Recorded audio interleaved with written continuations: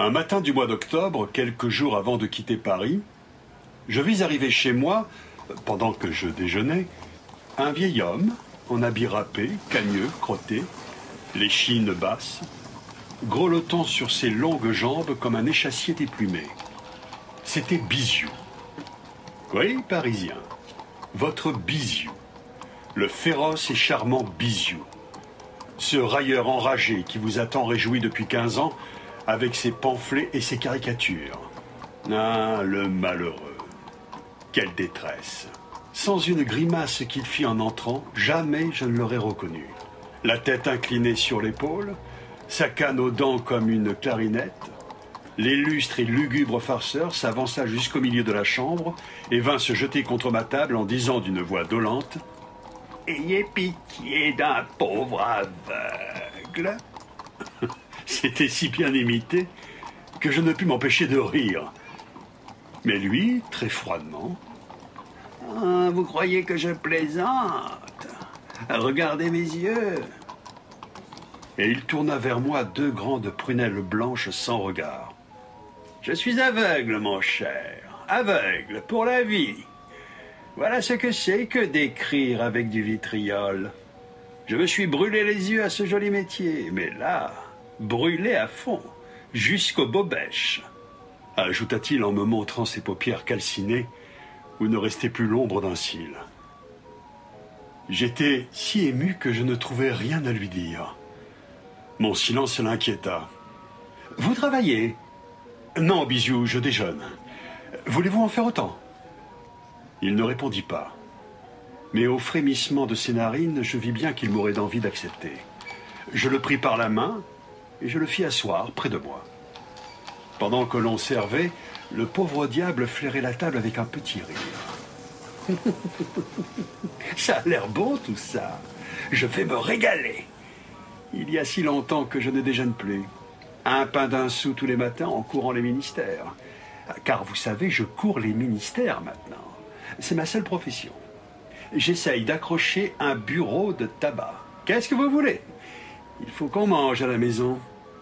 Je ne peux plus dessiner. Je ne peux plus écrire. Dicter? Mais quoi? Je n'ai rien dans la tête, moi. Je n'invente rien. Mon métier, c'était de voir les grimaces de Paris et de les faire. À présent, il n'y a plus moyen. Alors, j'ai pensé à un bureau de tabac. Pas sur les boulevards, bien entendu. Je n'ai pas droit à cette faveur, n'étant ni mère de danseuse, ni veuve d'officier supérieur. Non, simplement un petit bureau de province, quelque part bien loin dans un coin des Vosges. J'aurai une forte pipe en porcelaine. Je m'appellerai Hans ou Zébédée, comme dans Erckmann-Chatrian. Et je me consolerai de ne plus écrire en faisant des cornets de tabac avec les œuvres de mes contemporains. Voilà tout ce que je demande. Pas grand-chose, n'est-ce pas? Eh bien, c'est le diable pour y arriver. Pourtant, les protections ne devraient pas me manquer. J'étais très lancé autrefois. Je dînais chez le maréchal, chez le prince, chez les ministres. Tous ces gens-là voulaient m'avoir parce que je les amusais, ou ils avaient peur de moi. À présent, je ne fais plus peur à personne. Oh, mes yeux, mes pauvres yeux. Et l'on ne m'invite nulle part. C'est si triste, une tête d'aveugle à table. Passez-moi le pain, je vous prie. Ah, les bandits.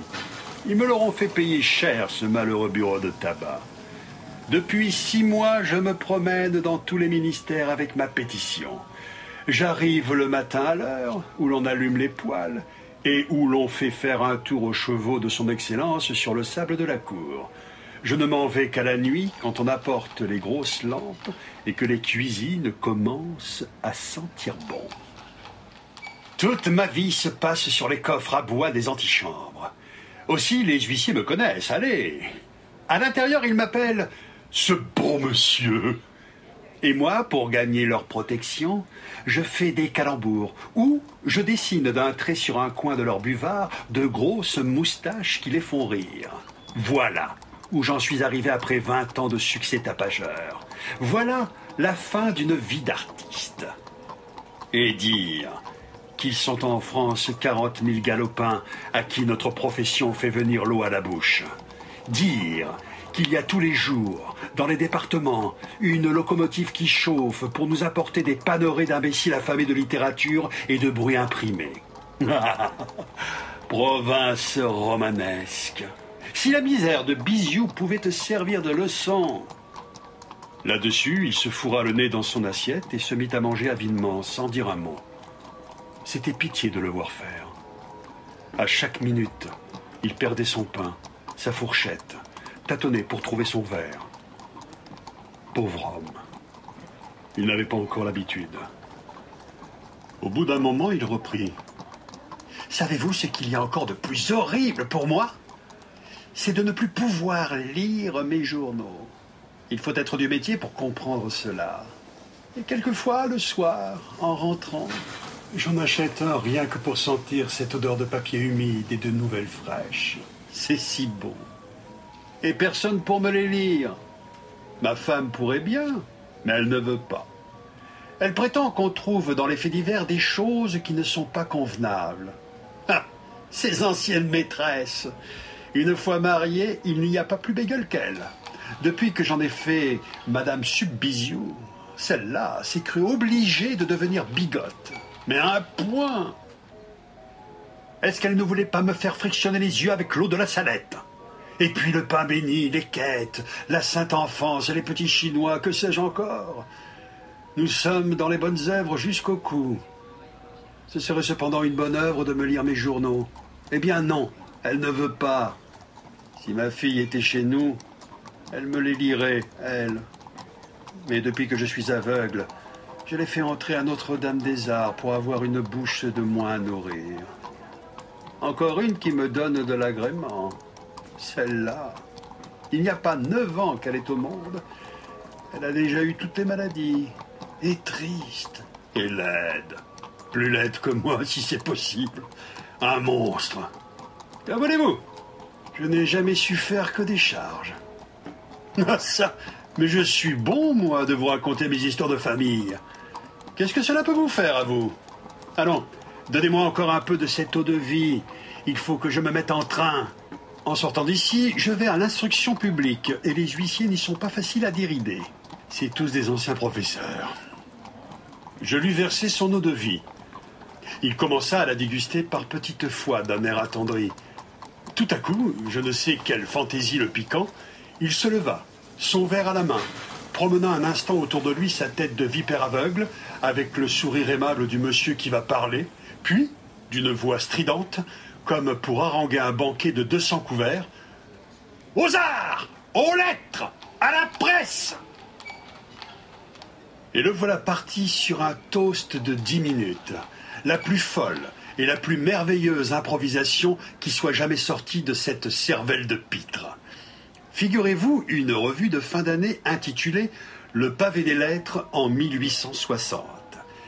Nos assemblées soi-disant littéraires, nos papotages, nos querelles, toutes les cocasseries d'un monde excentrique, fumier d'encre, enfer sans grandeur, où l'on s'égorge, où l'on s'étripe, où l'on se détrousse, où l'on parle intérêt et gros sous, bien plus que chez les bourgeois, ce qui n'empêche pas qu'on y meurt de faim plus qu'ailleurs.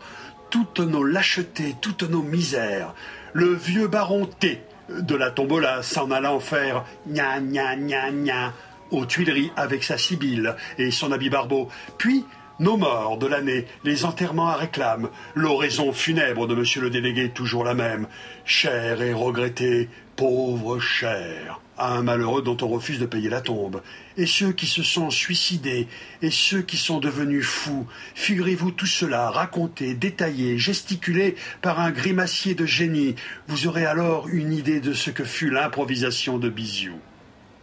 Son toast fini, son verre bu, il me demanda l'heure et s'en alla d'un air farouche, sans me dire adieu. J'ignore comment les huissiers de M. Duruy se trouvèrent de sa visite ce matin-là.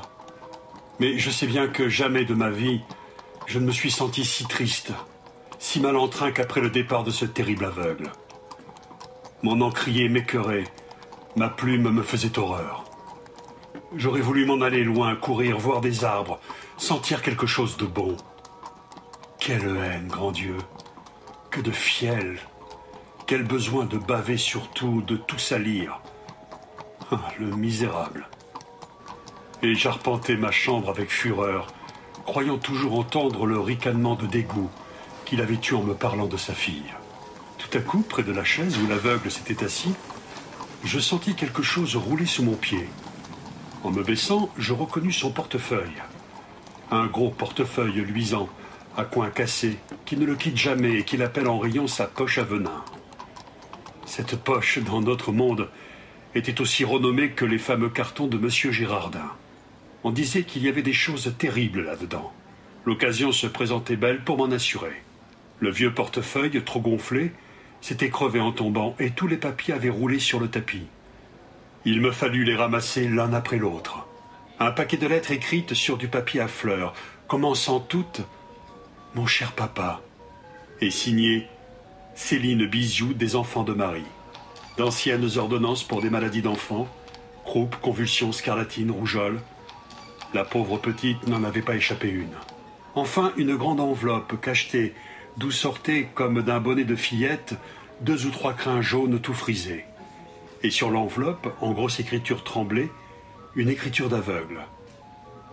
Cheveux de Céline, coupés le 13 mai, le jour de son entrée là-bas. Voilà ce qu'il y avait dans le portefeuille de Biziou. À l'homme parisien, vous êtes tous les mêmes. Le dégoût, l'ironie, un rire infernal, des blagues féroces. Et puis pour finir, cheveux de Céline coupés le 13 mai.